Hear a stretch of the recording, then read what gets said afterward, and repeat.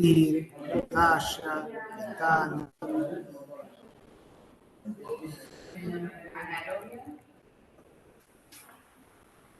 Un poquito más. Sí. No sé si por ahí pueden preguntar si están escuchando bien los que están del otro lado, si después preguntar si están escuchando bien. ¿Cómo va? ¿Todo bien? Bueno. Bueno, Leonel lo presentó, nefrólogo. Estuvimos, sí, veo varias caras. Veo que no se reparte bien. Ya vine la semana pasada. No debe haber mucha pelea para ver quién viene en los seminarios. Los seminarios tienen la utilidad es esta, ¿no? De ver la actividad que hay y poder preguntar en vivo. A veces no pueden por laburo o por actividad que se superponen, pero bueno, en teoría, este seminario no debería estar superpuesto, no está superpuesto con ninguna actividad, ¿verdad? Sí, al lado está en sana. Vamos a tratar a sana porque no debería estar. Bueno. ¿Y qué tienen actividad? Es una sola comisión. Una sola cosa. Básico. Bueno, como pueden ver, hoy nos toca injuria renal aguda para terminar un poco con el capítulo de renal. La injuria renal aguda es un hot topic de la nefrología. Obviamente vamos a hablar de injuria renal aguda en una clase de grado, cuarto año de medicina, pero sepan que es una temática inmensa que abarca un sinfín de aristas. Y bueno, hoy vamos a tratar de hacer un resumen para que se puedan llevar las claves de qué es lo que estamos hablando. Primero, se ve medio clarito, ¿no? Sí. Es la luz, sí, es la luz. No sé si puede oscurecer eso un poco. ¿Ahí se ve mejor? Bueno, pero la aguda no es una enfermedad, no es una entidad, no es una enfermedad de por sí, es un síndrome, digamos. Es la vía final común de un montón de situaciones que insultan al riñón de forma aguda, ¿sí?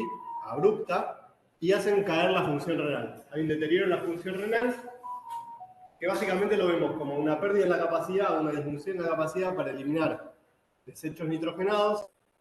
¿Qué son los desechos nitrogenados? Básicamente urea, que es el producto final del metabolismo de las proteínas. Por otro lado, el riñón no es la única función que cumple, digamos, la filtración no es la única función que cumple, hay otras funciones que se alteran, ellas es el balance hidroelectrolítico, a lo cual siempre hay que estar atento en un paciente con injuria renal aguda, ¿sí? ¿Por qué se caracteriza? Bueno, evoluciona en horas o días, ¿sí? Antes hablábamos de 7 días, hoy ya estamos más cerca de una evolución de 48 horas, por lo menos de las variables que nosotros podemos ver, ¿sí? Que ahora vamos a ver un poquito, que son esto: la creatinina sérica y el volumen urinario. Son las dos variables que nosotros podemos evaluar como para determinar si el paciente está con injuria renal aguda o no. ¿Son variables ideales? ¿Son variables que están buenas? ¿Completan todas las características de una variable? No. Tiene un montón de limitaciones, pero bueno, es lo que hay. ¿Y por qué injuria? ¿Por qué empecé la clase con injuria si la clase es de insuficiencia renal? Y es insuficiencia renal y todos hablamos de insuficiencia renal. ¿Y por qué viene este pibe y te dice injuria? Bueno, eso ha cambiado, tal vez no es algo sumamente importante para que sepan, pero bueno, ha cambiado un poco la terminología, porque insuficiencia nos está hablando de algo que ya es insuficiente, de algo que ya no está funcionando, y el espectro de enfermedad renal o de enfermedad renal aguda inicia con el insulto, inicia antes, inicia con el riesgo hacia la insuficiencia, porque si no, cuando llegamos a la insuficiencia ya estamos un poquito tarde para evaluar o para producir mejores resultados en esa persona. Entonces, el término injuria es más abarcativo, ¿sí? En la línea del tiempo del daño real inicia antes, entonces podemos estar detectando un daño de forma más precoz, ¿sí? Se decía falla, se decía insuficiencia, pero bueno, hoy injuria nos permite una visión un poquito más acabada. Esta es la clasificación diagnóstica que usamos hoy, ¿sí? Hoy, para decir que un paciente tiene injuria renal aguda, tiene que cumplir, obviamente, con el criterio del estadio 1, ¿sí?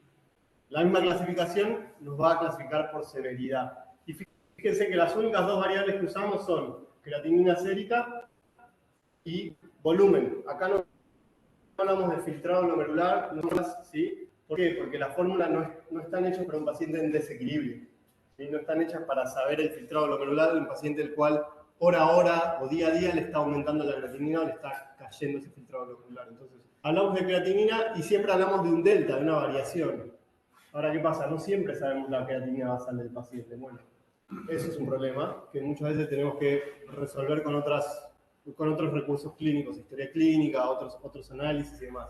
Pero bueno, para que vean básicamente, tan solo un aumento de la sérica basal es considerado una injuria renal aguda, ¿sí? Estadio 1. O un volumen urinario menor a 0,5 mililitros por kilo de peso por hora durante al menos 6 horas, ¿sí? Si eso se extiende por más de 12 horas, ya estamos en un estadio 2, o si la creatinina es más del doble de la basal, si es más del triple, vamos a ir a un estadio 3, o si por algún motivo ese paciente necesita terapia de reemplazo renal, sea cual fuera la que tengamos que utilizar, sin importar la creatinina y sin importar nada más, ese paciente es un estadio 3, es la clase más severa de insuficiencia renal aguda. Pero antes teníamos otras clasificaciones, eran más complejas, eran más largas. Esta fue la primera que se propuso en el 2004. Las siglas RIFLE en inglés es por Risk, Injury, Failure, Loss y End Stage. Básicamente abarcaba todo lo que podía pasar y es la primera que pone en juego el concepto de injuria. Ellos lo utilizaban como un factor de riesgo, hoy lo ponemos como parte ya de la enfermedad o del síndrome, ¿sí?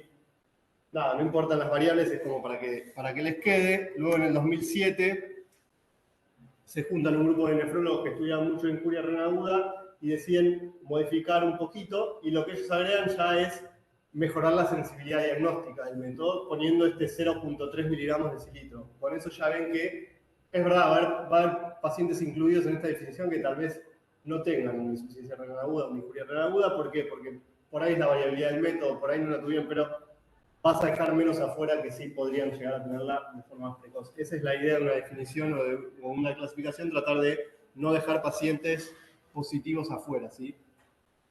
Podrá haber algún falso positivo, sí, pero tratar de no tener falsos negativos. Y cambia la temporalidad, se empieza a evaluar en 48 horas y no en 7 días. Entonces, esta es la que tienen que saber. ¿Cuál es el diagnóstico de insuficiencia de injuria renal aguda? Esto, aumento de la creatinina sérica, 0,3 miligramos de cilitro o 1.5 veces la basal y un volumen urinario al menos alterado por 6 horas en 0,5 mililitros kilo hora. Bueno, bien. Sí. La creatinina basal, ¿en cuánto tiempo? ¿También se llevan 2 horas? El aumento de la... No, se tiene que dar en un lapso de horas o días, sí, por lo menos si el paciente ingresa, si el insulto empieza en 48 horas, tiene que estar ese mínimo aumento de creatinina. Perdón, esto quiere decir, ¿no? Si el paciente pesa 70 kilos y lo tenemos con una sonda, nosotros tenemos la bolsa vacía, se entiende que a la hora cuánto tenemos que ir a ver si terminamos. ¿No? 7 por 5, ¿no? 35 mililitros. Se entiende en una hora, si el paciente, porque si no diríamos, ¿cuánto me dijiste? Menos de 400 mililitros. Mañana volvemos y te perdiste un día. Claro. La evaluación uno la trata de hacer en 6 horas, de nuevo, por esto de la sensibilidad. Y lo del peso es muy importante, no es lo mismo evaluar la abuelita que está en la cama, que pesa 50 kilos, que el señor de 40 años, que pesa 90 kilos, ¿sí? Uno no va a esperar el mismo ritmo urinario, ¿sí?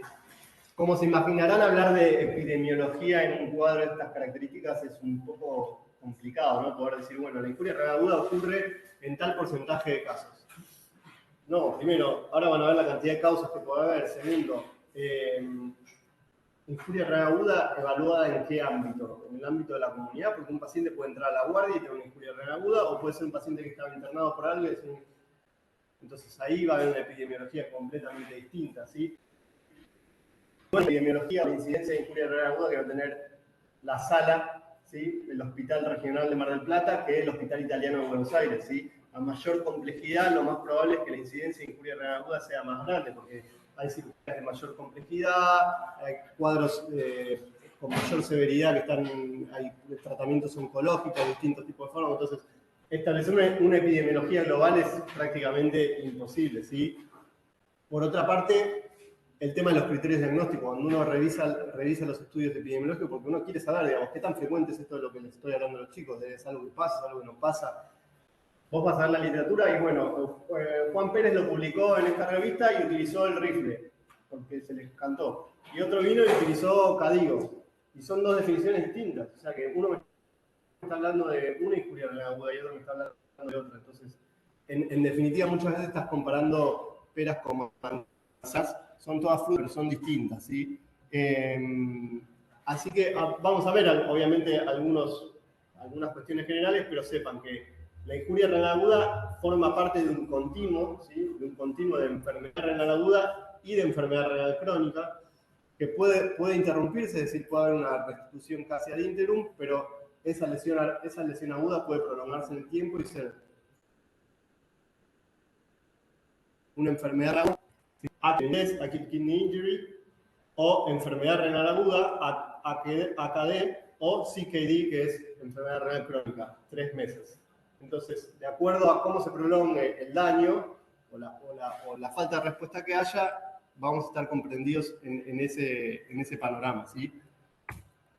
Entonces, ¿qué es lo más frecuente de ver? Bueno, yo, para que más o menos entiendan, sería en países desarrollados lo que más vamos a ver es publicado injuria renal aguda en el ámbito intrahospitalario, en el contexto de sepsis, cirugías, tóxicos, y vas a través de un 15% de las sesiones hospitalarias hasta un hospital de alta complejidad o una terapia intensiva donde ya el 60%. Imagínense una terapia intensiva del 60%. De cada 10 pacientes, 6 tuvo injuria renal aguda. Digamos, no, es una entidad considerable. ¿Sí? En países en vías de desarrollo, lo que se habla es que es más frecuente la de más naturales, donde por ahí más las gastroenteritis severas, los cuadros de deshidratación y más, pero países en vías de desarrollo con ciudades grandes pueden tranquilamente comportarse de la misma manera, con grandes centros hospitalarios que tienen alta incidencia de los cuadros hospitalarios, ¿sí? Y tal vez lo último, ¿sí? Que dice ahí, la injuria renal aguda por sí sola incrementa la mortalidad. Entonces, la importancia termina siendo eso. No es, bueno, le subió la creatinina, después capaz le baja, después capaz no. Al tipo que le subió la creatinina, está 1, 2 o 3, le aumenta la mortalidad. Si le va peor que al que no tienen lo mismo, uno tuvo injuria renal aguda y el otro no, el que tuvo injuria renal aguda tiene peores chances. ¿Sí? Y esto, no sé si deben haber visto alguna vez lo que es una curva de Kaplan-Meier. Básicamente, en el eje de las Y van a tener la sobrevida y el tiempo. El azul es sin injuria renal aguda. Fíjense cómo la sobrevida cae a medida que es más severa la injuria renal aguda. Significativamente, ya con solo ver las curvas, sabemos que los pacientes que tuvieron injuria renal aguda se murieron más o sobrevivieron menos. Ese es como el gran concepto, ¿sí? ¿Hasta acá alguna duda? Bien. Les tengo que vender injuria renal, así que... La clasificaron. Es la clasificación del libro de texto, ¿sí? Es la clasificación que manejamos como clínicos y que, es verdad, hoy en la nefrología es muy criticada, pero está bien criticarla desde la visión del nefrólogo. Está buena la clasificación para la visión del clínico, del médico general, del cirujano, porque te permite tener un panorama rápido de cuáles son las causas y de cuál es el mecanismo que está insultando. Obviamente, ¿cuál es la principal crítica?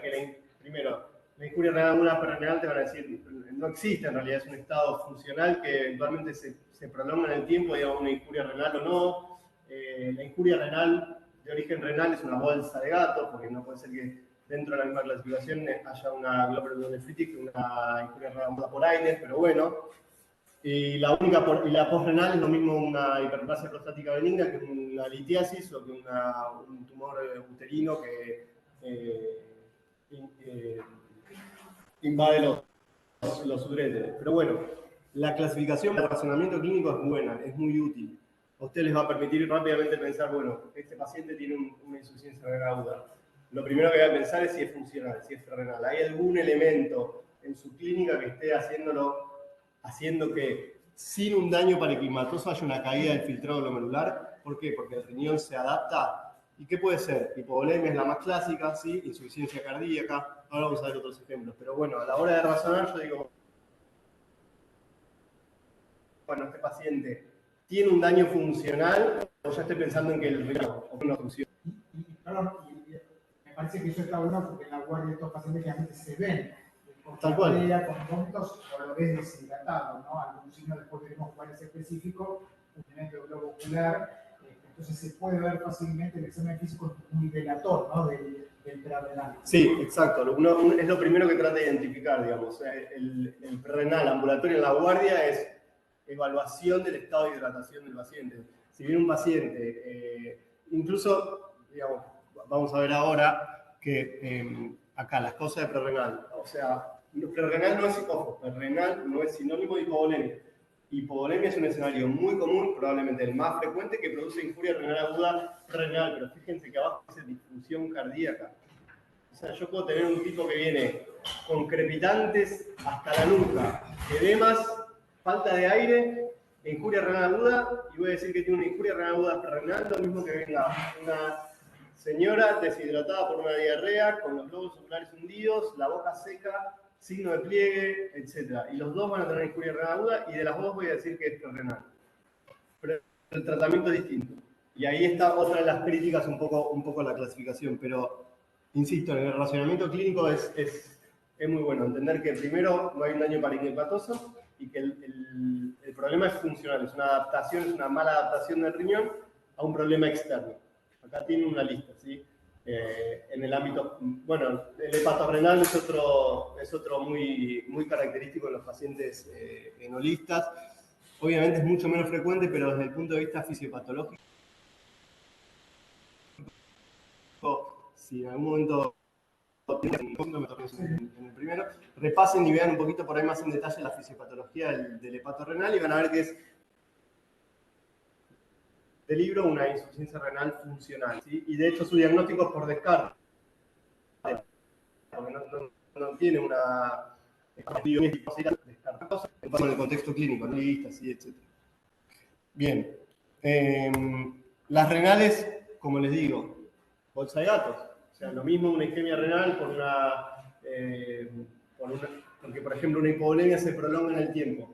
La isquemia renal da una necrosis tubular aguda, es una injuria renal aguda renal, lo mismo que si fuese una nefritis lúpica activa para esta clasificación. Pero bueno, es una forma de pensar las posibles causas. Una vez que yo descarto, lo más fácil es descartar prerrenal, eso lo vamos a ver bien después, descartar postrenal, y ahí me queda lo renal, y ahí empieza así a jugar al Dr. House y empezar a ver cuáles son los elementos clínicos que yo tengo para separarlo por compartimento. ¿Sí? ¿Cuál es algo vascular, qué es algo glomerular? Después vamos a ir viendo qué elementos tenemos para distinguir. El postrenal es sencillo, ¿sí? Es directo. Hay algo que obstruye el flujo. El flujo no sale, aumenta la presión hacia atrás y prolongado en el tiempo va a generar daño.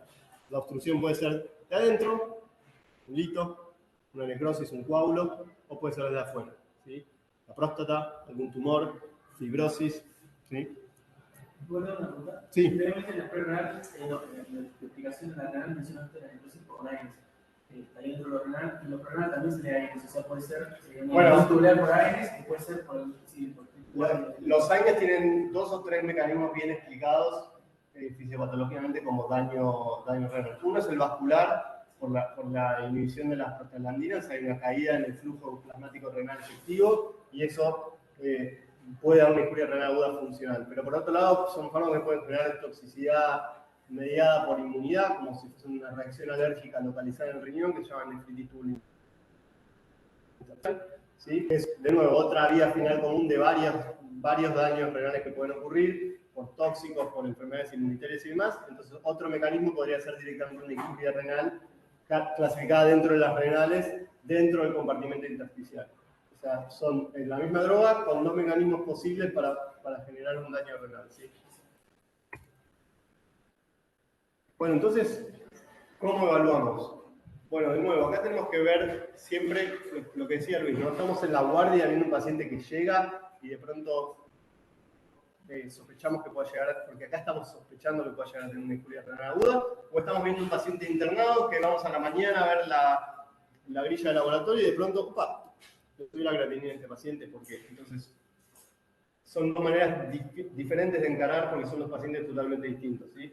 El paciente, en ambos la historia clínica es, como siempre, fundamental. El paciente que llega ambulatorio no sabemos nada, probablemente le vamos a tener que preguntar todo, y ahí entra, bueno, uso de fármacos tóxicos, si estuvo con un cuadro de gastroenteritis, vómitos, diarrea, ¿no? Fiebre profusa, si estuvo con algún sangrado abundante, si tuvo una quemadura, puede tener un signo o síntomas del tercer espacio, obviamente. Ayer hice 8 horas de bicicleta en gimnasio. Bueno. No sé si me puede pasar a la fe. Es bastante horas de bicicleta. 8 horas, sí. No, pero la hemos visto, ¿eh? Sí. Se acerca el verano, 6 horas en el gimnasio. Bueno, y ahí se pone interesante porque hay varios mecanismos, no solo la deshidratación, pero a considerarla, daño muscular, ¿sí? Vamos a ver un poquito de eso. ¿Cómo? Ratomiólisis, sí. Entonces, estuvo con síntomas urinarios. La infección urinaria, usualmente la infección urinaria uno no diría, bueno, causa de injuria renal aguda. Ahora, en una abuelita capaz, una infección urinaria sí puede dar una injuria renal aguda, una pielonefritis, una pielonefritis grave en una paciente ya más joven sí puede dar una injuria renal aguda. Entonces, hay que constatar todas esas cosas. ¿Tiene antecedentes que pueden ser relevantes? ¿Tiene antecedentes cardiovasculares? ¿Tiene una insuficiencia cardíaca de base? ¿Fuma? ¿Es enolista severo? ¿Tiene problemas prostáticos? ¿Ha tenido episodios de litiasis? ¿Sí? Entonces, la construcción de la historia clínica nos va a ir aproximando un poquito a la causa. En general, la prerrenal o la ambulatoria, el paciente no consulta por injuria renal aguda, consulta por algo. Nadie consulta por injuria renal aguda porque a menos que tenga claros síntomas de oliguria, digamos, que no, claramente te diga, mirá, hace un día que no hago pis. Bueno, ahí está consultando por injuria renal aguda, pero si no, va a venir con alguno de los otros cuadros, probablemente deshidratado o sobrehidratado, y uno va a llegar al diagnóstico de injuria renal aguda y ahí ya vas de la mano de la causa, como que la causa te está llevando. Entonces, como verán, es muy variable. Dentro del hospital, obviamente tenemos que considerar la hipoperfusión renal como secundario a fármacos o en quirófano por algún sangrado excesivo, drenaje, la sepsis, ¿sí? Probablemente la primera causa de injuria renal aguda intrahospitalaria. Van a leer la sepsis como una causa de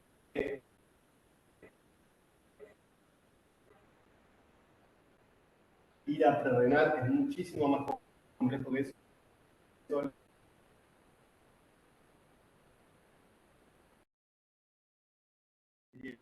Que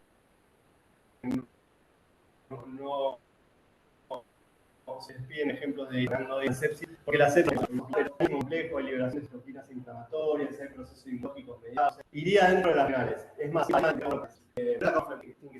que pasa en los hospitales, el síndrome cardiorrenal, el paciente en la unidad coronaria, internado por una insuficiencia cardíaca, que le pones un poquito de volumen, se sobrehidrata, le pones un poquito de diurético, vuelve a hacer insuficiencia renal aguda y así, ¿sí? Los fármacos, el mal uso de fármacos,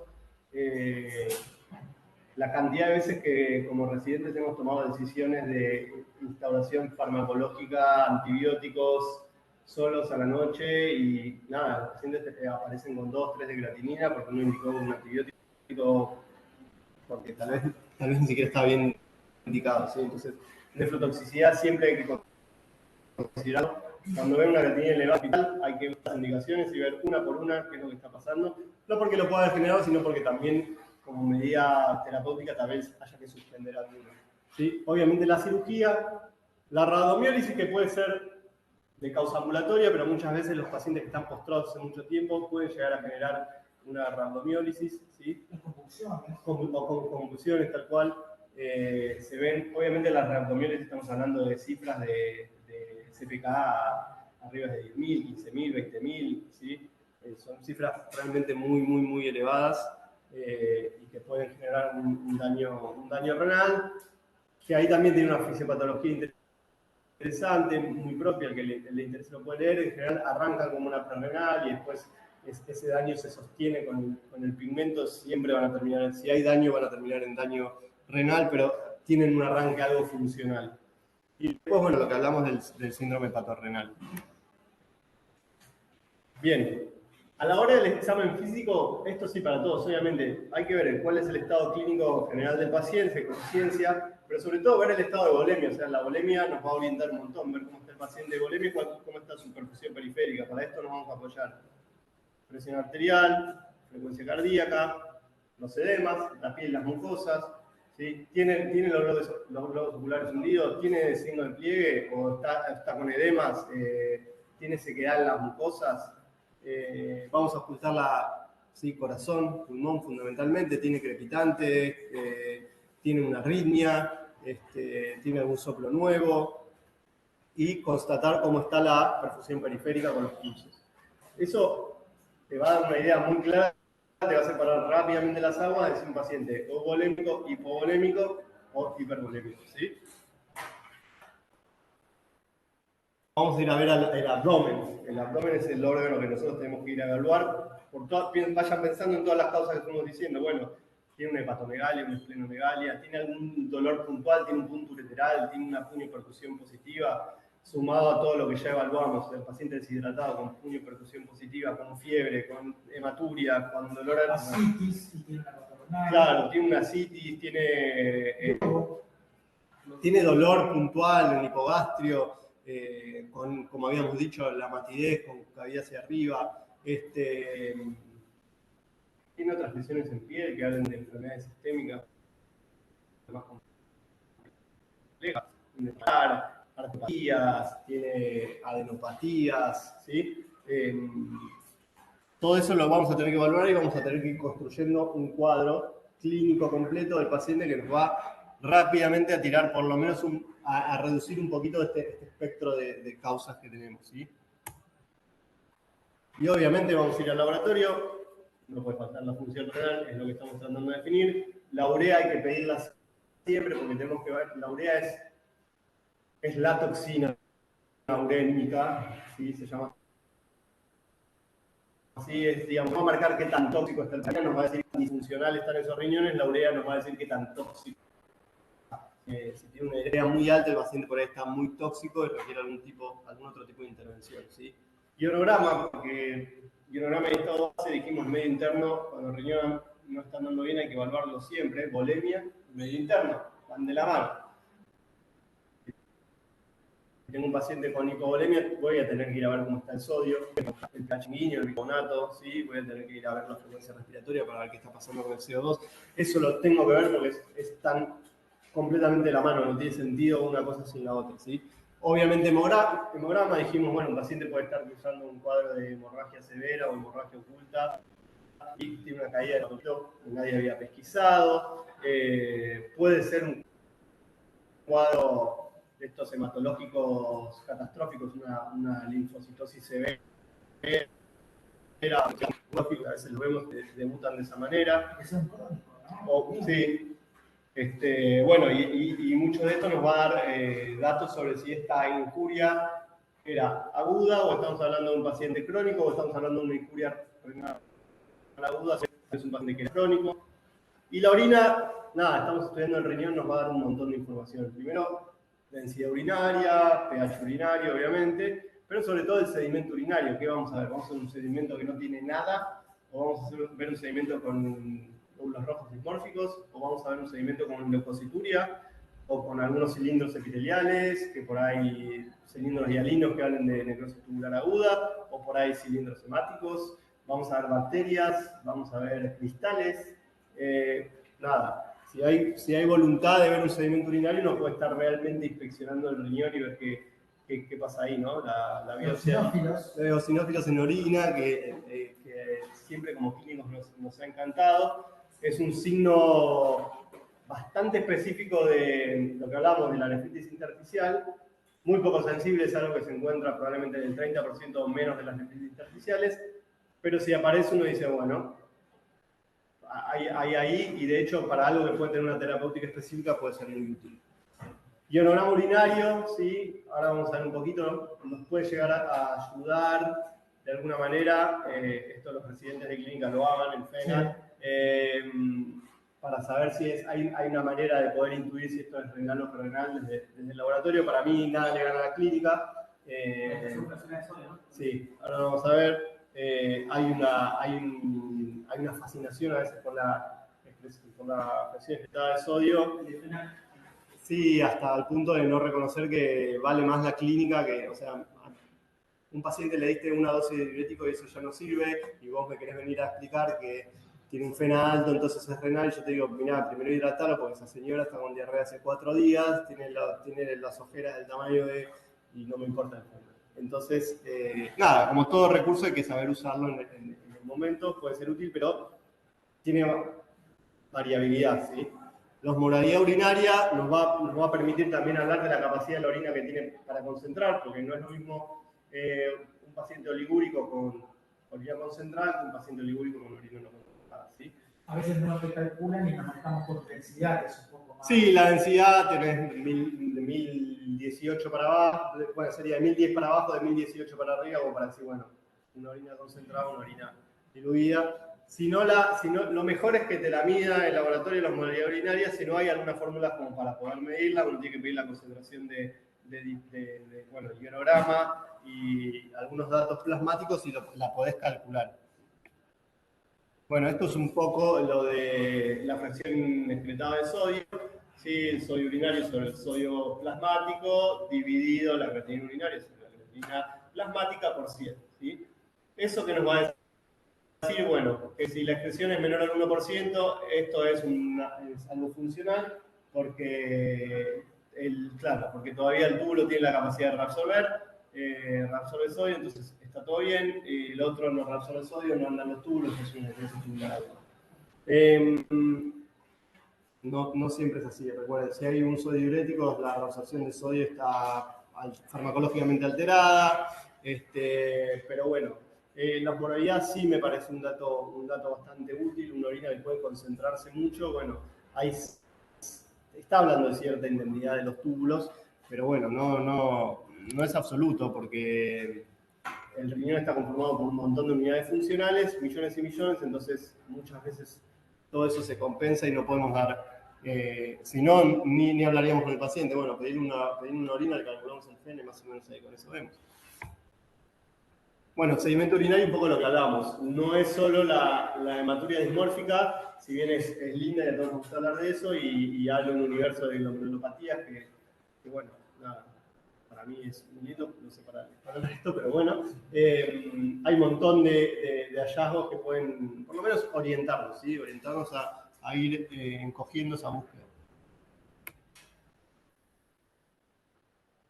Entonces, siempre, como habíamos dicho, primero descartamos la injuria renal aguda perrenal y después, si eso está descartado, vamos a la imagen directamente. Injuria renal aguda, donde todavía no tenemos, no importa, o sea, es una ecografía, es ver la vejiga, ver la vía urinaria, 2 segundos. Yo tengo que ver si eso está dilatado o no, ¿sí? Eso ya está, le decís a la ecografía, bueno, ahora ya que estás con el ecógrafo, con el transductor puesto, pues decime, a ver, los riñones son de tamaño normal, tienen cogenicidad aumentada, ya son riñones chiquititos, ¿sí? No sé qué yo está más en anatomía, ¿cuánto es el tamaño normal del riñón? Me lo olvidé. Porque chiquitito de que Claro. Centímetros de ancho y 4,5 de grosor, aunque lo posterior le damos 3 centímetros y 4,5 de... ¿3 centímetros de qué? De profundidad. Sí, está bien. Lo más importante es saber las dos longitudes, porque lo otro nunca nadie lo mide. En general hacen la medida bidimensional, básicamente altura y anchura, y el espesor cortical, ¿sí? Y en general esos son parámetros que están bien, hasta va a depender mucho de la contextura, pero bueno, hasta 9 centímetros de pequeño uno podría decir que hay riñones normales, 11, 12, 13 tal vez alguno en la longitudinal, pero bueno, sí, se maneja en ese rango. Ahora, viene un paciente medianamente grandote con un riñón de 7 centímetros y medio, que el espesor corticomedular está disminuido, y bueno, digo, upa, este señor tal vez tiene una injuria renal aguda, porque de hecho un factor de riesgo para injuria renal aguda es enfermedad renal crónica, ¿sí? Pero digo, este señor ya tiene un daño renal crónico, probablemente, ¿sí? Entonces, Y quería hacer una pregunta. ¿Qué es lo que miden el espesor? Porque tanto dice espesor cortical con respecto a la médula. ¿Qué es lo que está...? ¿Y qué hay en la corteza? ¿Qué es la corteza? ¿Pero qué parte? Claro, no. Eso es lo que está diciendo. ¿Sí?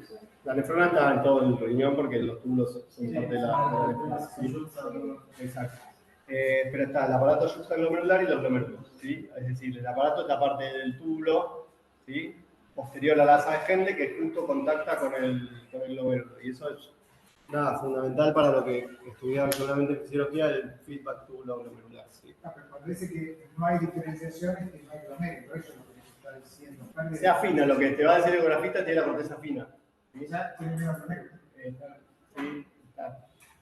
Y no, o tiene una alteración en la ecogenicidad. Eso es muchísimo más guitarreada, pero bueno, van a ver muy informado el término hiperecogenicidad o ecogenicidad aumentada.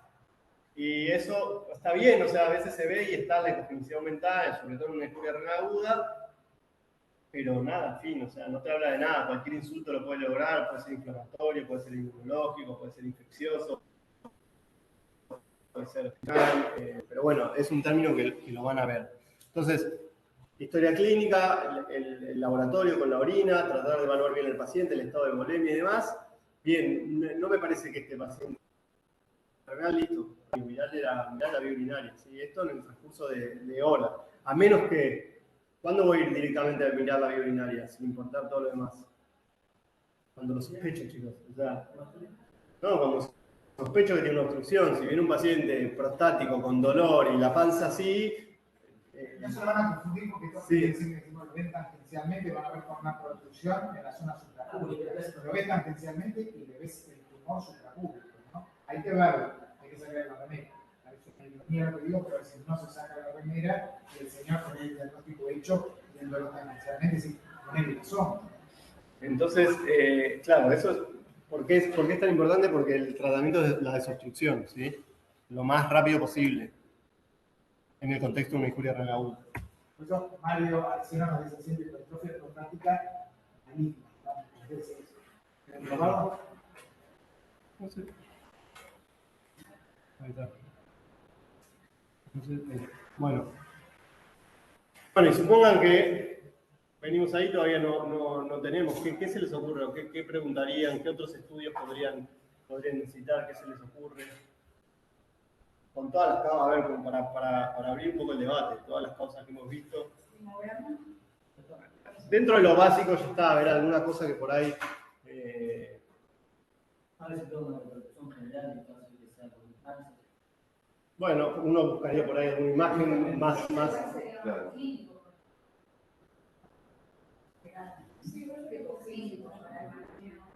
El hemograma lo pusimos. Sí. Claro. Algo específico por ahí buscando causas. Tomografía, por ejemplo. Está bien, tomografías, uno a veces por ahí, bueno, la eco te descarga rápidamente que no haya una dilatación, pero después hizo una tomografía y tal vez una manifestación paraneoplásica de algún tumor en otro lado, siempre que acompañe algún otro síntoma. Estamos hablando del contexto. Siempre dice la gente que sabe mucho de esto que una tomografía es un ecografista bueno, que es lo mismo. De hecho, yo le una tomografía con el buen contraste, ¿no? Claro. Bueno, O una tomografía en el contexto de un ecografista malo. sí. Si querés pero un ecografista bueno tiene el mismo rendimiento que una tomografía abdominal. Digo para sacar la ilusión, porque si te cambia la condición, si uno le mete contraste. No. Es bueno eso, porque ha pasado suficiente renal que vayan y hacen una tomografía con contraste y no quiere decir, no, pará, no debería. Bien. Bueno, yo preguntaría, pensé que con la clase anterior por ahí, sí, si habría algún lugar con una biopsia renal en un cuadro de injuria renal aguda. Si se imaginan, digamos, si tiene sentido o no, dentro de lo que hablamos. Digamos, ¿biopsiaría una señora con diarrea? No. Bueno, eso está claro. ¿Biopsiaría un señor con una hiperplasia prostática benigna? ¿O una hiperplasia prostática? Y yo le biopsiaría la próstata, pero el riñón probablemente no. Entonces, ¿biopsiarían un señor internado con una sepsis, una injuria renal aguda por sepsis? ¿Y qué? O sea, no importa que no, o sea, ¿qué biopsiarían? ¿En qué situación biopsiarías? Cuando ya descartás varias causas y te queda más que nada lo renal. Sí, más que cuando descartás, cuando yo lo cambiaría, cuando sospechás. ¿Sí? Cuando tu sospecha es una enfermedad renal probablemente primaria, probablemente glomerular, probablemente que esa biopsia me va a dar qué, o me va a modificar qué. La conducta. La conducta, ¿sí? Principalmente eso. Si yo pienso que hay una causa primaria o una causa que me puede llegar a modificar la conducta, bueno, no está mal plantarse una biopsia en una injuria renal aguda, ¿sí? Muchas veces son nefritis tubulointersticial y hay mucha evidencia bibliográfica que algunas causas de nefritis tubulointersticial se pueden tratar y responden bien a corticoides, entonces, nada, hay lugar como para que piensen, uno a veces no lo plantea y a veces está bueno para que el clínico directamente llame al nefrólogo, che, tengo esta injuria renal aguda, la verdad que no aparece ninguno de los diagnósticos generales, no tomo tóxicos, o sí, o por ahí estoy sospechando una nefritis por este fármaco que tomó y por ahí para ver de tratarlo, pienso que puede estar con algunos signos de vasculitis, de lesiones en la piel nueva, por ahí es algo inmunológico, bueno, como que esté también en el arsenal de elementos diagnósticos que tenemos, ¿sí? Ahora, nunca podés llegar a esto si toda la evaluación anterior estuvo mal hecha. O sea, porque si vos arrancás por la aguja o por la tomografía, estás perdiéndote en el proceso, ¿sí? Sí, ¿quién iba a decir algo? Quiero contar previo a eso, para saber cómo se puede sumar un proteinograma y un proteinograma. Sí, también, si lo amerita el contexto clínico. ¿Por qué lo decimos? ¿Pero por qué? O sea, está muy bien, proteinograma y biproteinograma, ¿pensando en qué? ¿A todos le pedís proteinograma? No. Perdón, a propósito de un paciente de edad que entre con Anemia. y insuficiencia renal. Pedimos proteinograma para pensar en qué enfermedad. Muy bien. Y uno antes podría decir, para completar la tríada, en general por ahí, uno podría antes, un poco más económico, pedir algún parámetro inflamatorio como una eritrosedimentación, que es un estudio más barato. Y no viene 20 a 30. Claro. Entonces, eritro de 100, anemia, insuficiencia renal aguda, bueno. El escenario es de la persona mayor. Estamos de acuerdo que tiene insuficiencia renal. ¿Cuánto tiene? Tiene una anemia. Decime el eritro. ¿Qué está pasando en la cabeza? Bueno, estamos pensando en eso, en un globo, ¿no? Y perdón, ¿y el tamaño del riñón? ¿Angiograma? Chiquitito, grande, porque es una de las preguntas de la universidad, ¿no? Sí. Nadie sabe.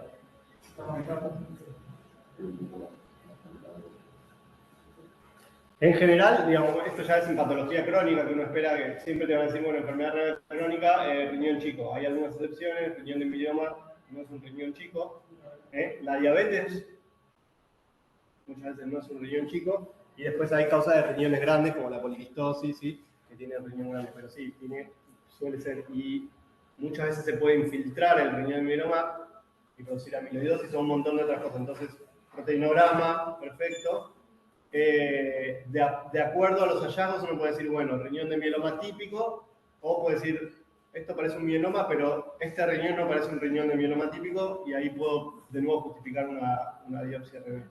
Acuérdense una pavada que siempre decimos, ¿no? La albúmina, alfa, beta 1, beta 2 y la gamma globulina tienen esa forma de surfista.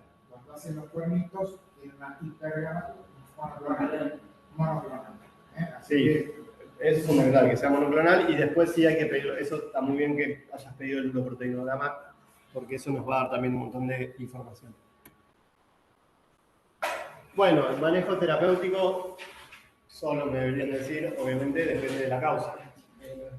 Pero sí, hay algunas cosas que uno debería tener en cuenta. A ver, si tiene una infuria renal aguda, no vayamos a tirarle nefrotóxicos. ¿Sí? Ahora, viene el cardiólogo y me dice, mirá, tiene un infarto, mano, o sea, y bueno, está bien, no le hagas nada porque tiene una infuria renal aguda, no, se va a morir un infarto, bueno, intervenilo. Ahora, y quiero ver qué onda, a ver si le pido una toma con contrastes porque no sé muy bien en dónde estoy parado, y no. Primero, parate bien, decime qué necesitas y vemos después si es necesario el estudio contrastado o no. Que puede ser, porque, no sé, porque aparece el oncólogo y te dice, tiene este tumor y hay que estadificarlo bien y me cambia un montón de tratamiento y bueno, sí, está bien, hacemos. O sea, no es que, lo que dijimos la otra vez, no es que está contraindicado absolutamente, es saber costos-beneficios, saber cuándo lo hacemos, por qué lo hacemos y a quién se lo hacemos, ¿sí?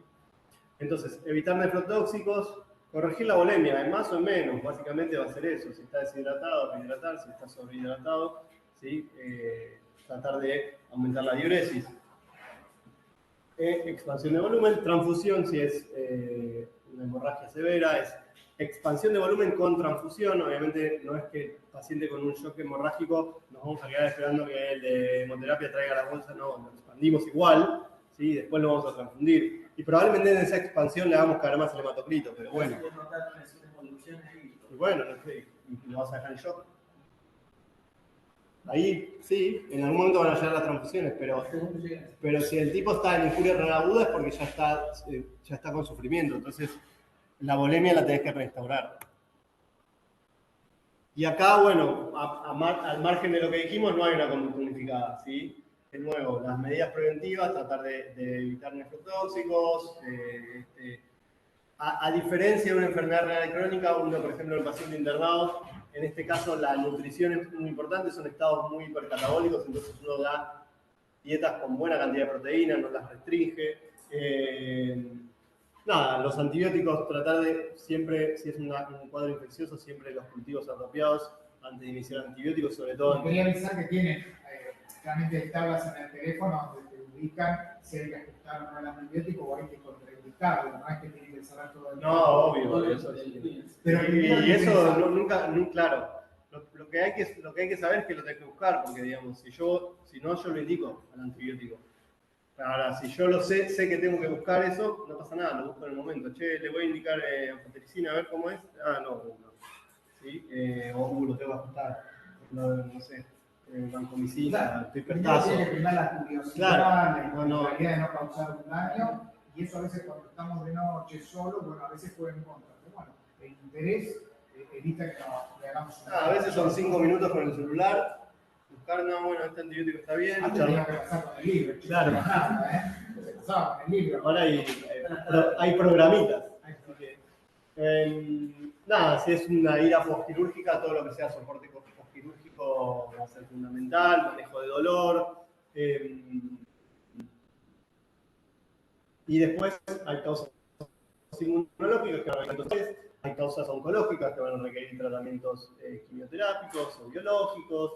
Eso ya siempre vamos a estar tratando la causa, pero de lo que es el daño renal propiamente dicho es tratar de poner al paciente euvolémico, evitar nefrotóxicos, ¿sí? Evitar desnutrición, tratar de mantenerlo bien nutrido y ir siempre a la causa. En la ira postrenal, el mensaje es la disolución precoz, ¿sí? Sobre todo si nosotros ya vemos que hay una dilatación bilateral calicial o en un monorreno de un solo riñón, vamos a tener que buscar la manera. Sonda vesical. ¿Cómo cae el que tiene un cólico? ¿Cómo cae? No cae caminando. Mucho dolor, con dolor. Entonces, dolor, anuria, ya te ubica, ¿no? Pero atención a lo que dijo Leonel. Uno lo haría fácil si es en la uretra, pero puede haber un monorreno. Atención que esté pues si no, porque el otro riñón, pero a veces debutamos en la uretra. Sí, monorrenos que no saben que son monorrenos, hay muchos, ¿sí? Hipoplasias renales, o displasias renales, o monorrenos anefectomizados que no te lo dicen porque alguna vez le sacaron un riñón por algo. Así que en la hiperplasia prostática es muy llamativa. La injuria renal aguda suele ser de valores de creatinina. Yo he visto gente que vino con globos astronómicos prostática malignos. Digo, porque decimos, bueno, todos vamos a tenerla. Sí, en realidad es hiperplasia o hipertrofia prostática, porque la mayoría no tienen el diagnóstico para saber. Eso también tranquilamente puede ser maligno por las consecuencias, pero maligno porque puede ser tranquilamente por un tumor. No es lo más frecuente, pero puede ser en general por la región prostática que se hiperplasia. Suele ser la típica hiperplasia prostática benigna, pero es un diagnóstico anatomopatológico y si no lo tenemos por ahí, asumirlo no es correcto. Pero muchas veces es difícil esa zona, ¿sí? Si no hay un urólogo a mano, se intenta una vez, un poco traten de no lastimar esa vía urinaria y es más seguro y es mucho más fácil, aunque no lo hayan hecho nunca, pero por lo menos un cirujano no va a tener para poner una talla. lo ven una vez y listo. Tenés catéter en la zona suprapúbica. En vez de entrar por el pene, que no vas a poder porque muchas veces la obstrucción uretral es tan importante por la próstata que necesitas algún tipo de elemento rígido que usan los urólogos, se me fue el nombre, no, ponen como muchas veces tienen que agarrar como un caño más rígido porque la sonda no es lo suficientemente rígida y a veces no puede pasar, entonces es como una guía. Muchas veces tienen que ir directamente a hacerlo por endoscopía y muchas veces no pueden y termina el urólogo poniendo una talla, o sea que El servicio ya lo hacen los chicos con sus macanas, pero buscan en ecografía. Sí, no, hoy con un ecógrafo no, ni hablar. Con un ecógrafo, ni hablar. Está lo sencillo, es pinchar, sale la orina y pasas el catéter y lo dejas ahí como si fuese una vía central, pero en la vejiga. Alguna manera de obstruir. Esto es cuando es, digamos, la obstrucción uretral. Si después hay obstrucciones ureterales, uno tiene que pensar ya si en el urólogo, un catéter doble J o eventualmente una nefrostomía. Pero bueno, el concepto es desobstruir, tratar de reinstaurar el flujo urinario de alguna manera o hacia alguna dirección para aliviar esa presión que está constantemente impactando al riñón, ¿sí? Y te hago una pregunta, ¿le podemos vaciar toda la vejiga de golpe? De golpe, sí, de una. Sale toda la vejiga, No, pero se imaginan, fue idealísimo porque digamos. No quiero buchonear para mañana. No quiero buchonear para mañana. No, para mañana. No, la pregunta es si se puede vaciar bruscamente. Claro, en general hay un síndrome característico, la respuesta obviamente se pregunta así, es no. No se puede vaciar sobre chicos para ver vejigas, que la gente que llega con 3 litros y medio en la vejiga, ¿sí?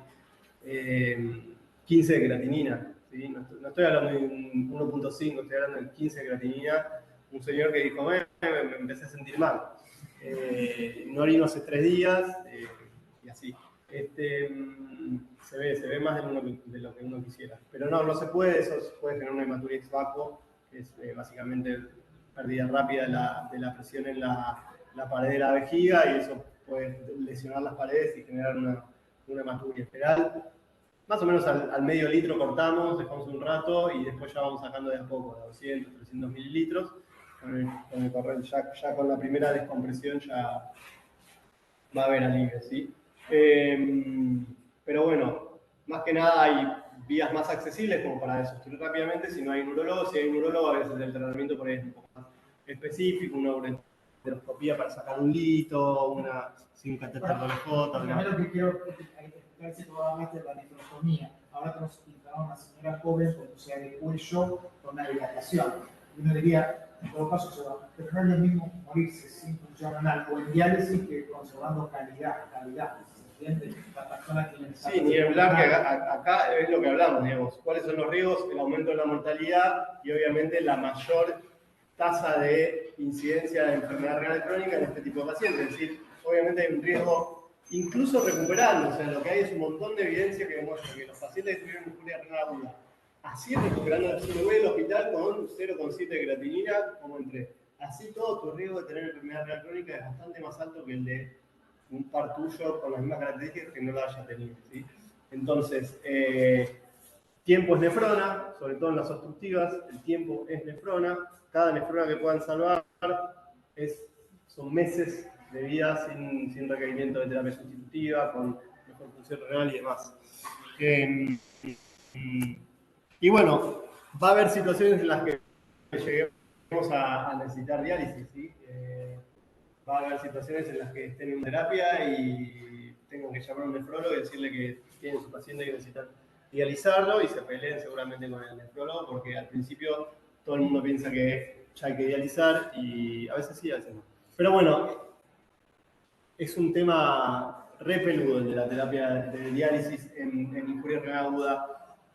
Probablemente nadie te discuta si tiene alguna de estas cosas, pero que el refractario tiene que ser realmente refractario. O sea, excepto el edema agudo de pulmón, donde uno no va a esperar mucho, digamos, si no responde un bolo de diuréticos y uno no lo puede, no sé, le hace el tratamiento médico un par de horas y uno ya no va a esperar un tipo que está con un edema agudo de pulmón. Nada, se dializa.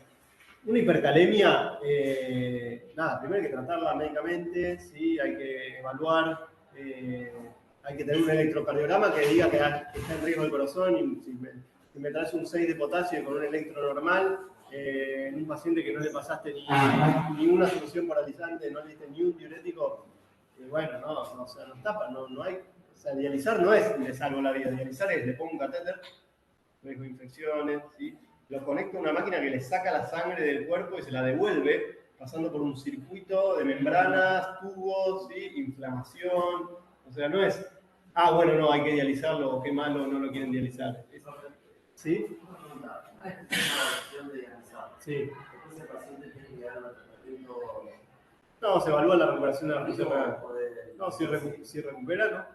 Si recupera su función, se suspende la diálisis, ¿sí? En cuanto, en general, no sé, la indicación más frecuente son las postquirúrgicas o la sepsis. El paciente empieza a recuperar la sepsis y gran parte recupera, no todo, pero recupera función y empieza a ver qué vas a ver, que el paciente empieza a orinar, que los laboratorios empiezan a venir mejor, independientemente de la diálisis, que si lo tenías en diálisis todos los días, de pronto ves que te llega bien entre días, lo pones día por medio, eso lo vas evaluando.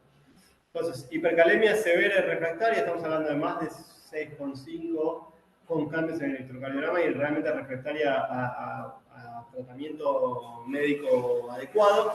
Acidosis metabólica severa refractaria también, es decir, un paciente que está con una acidosis metabólica, con una sepsis que ni siquiera fue expandido, que todavía no tiene antibióticos, que todavía no, o sea, para, de nuevo, riesgo-beneficio, nadie te asegura que conectar una diálisis le vas a mejorar el outcome o los resultados, un paciente que todavía no tiene un buen manejo médico, ¿sí?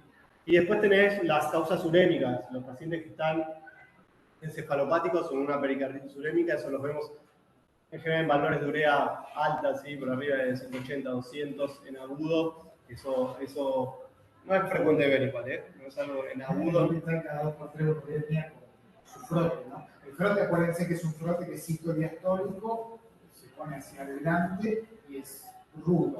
Sí, bueno, los hospitales, bueno, sí, lo que más ves, el cuadro urémico típico lo vemos en los crónicos, no hay crónicos. Bueno. Bueno, en crónicos sí van a ver el síndrome urémico un poco más florido, el aliento urémico, encefalopatía, pericarditis, zaraza. Pero acá puede ser un paciente con un confusional muy urémico, que uno se lo adjudica a eso, puede discutir la indicación de diálisis. Y después lo otro, obviamente, que la causa o todo haya alguna intoxicación con alguna droga que sea dializable y que uno tiene que indicar la terapia. Ahora, después la discusión va a ser, bueno, ¿es conveniente esperar tanto para dializar un paciente bueno, esa es una discusión que hoy en día no está resuelta. Claro, y en esto siempre insisto, la curiosidad, el otro día se intoxicó un peón que estaba laburando, pensó que era Coca-Cola, era un pesticida, y que era muy buena la respuesta a la diálisis, ¿no? Entonces fue en terapia y no anduvo bien. Pero hizo una intoxicación aguda y tuvimos que ir a ver. Interesante que llamamos al cosa, parece que no. No, sí, hay que dializar, es decir, eso no es habitual. No, yo no tengo ni idea, o sea, aparte primero tiene que ver qué tiene el pesticida, que alguien te traiga la etiqueta, buscar una cosa por vez y ver si sí, porque digamos, dializar no es gratis, ¿sí? Bueno, nada, un poco para ir resumiendo, la injuria renal aguda no es una entidad en sí, síndrome clínico muy abarcativo, como lo han visto, muy complejo, que está comprendido dentro de un espectro enorme de lo que es la enfermedad renal, que es muy frecuente en el ámbito intrahospitalario, que aumenta considerablemente la mortalidad, ¿sí? Y la progresión hacia enfermedad renal crónica. Y la enfermedad renal crónica es un determinante de mortalidad cardiovascular importantísimo. Hoy, esto es lo que tenemos, volumen urinario y creatinina sérica, son lo que tenemos, no son sensibles, no son específicos, son tardíos, pero bueno, es lo que tenemos para evaluar. Una clase entera podría ser nuevos biomarcadores, obviamente no para grado, y como siempre la historia clínica es lo que a nosotros nos va a dar todas las herramientas como por lo menos encauzar al paciente, llegar a un diagnóstico y poder ver si hay algún tratamiento que ofrecerle. ¿Sí? ¿Alguna pregunta? Sí, yo le voy a preguntar, que no se anotar, cuando se va a hacer justamente cuál es la complicación que ha dicho. Se llama hemorragia ex vacuum, o hematuria ex vacuum. para que lo busquen. Mañana, si quieren, en los laboratorios vamos a charlar de eso. ¿Alguna otra pregunta? Bueno, si a alguien le interesa, quiere... Yo te dejo mi mail. Bueno, Pueden pasarlo por si les interesa. les dejo mi mail. Si de alguna de las que digo, cualquier cosa, quieren en mi bibliografía consultarme algo, ¿sí? Bueno, Bruckmann Belarga, R-U-K-M-A-N,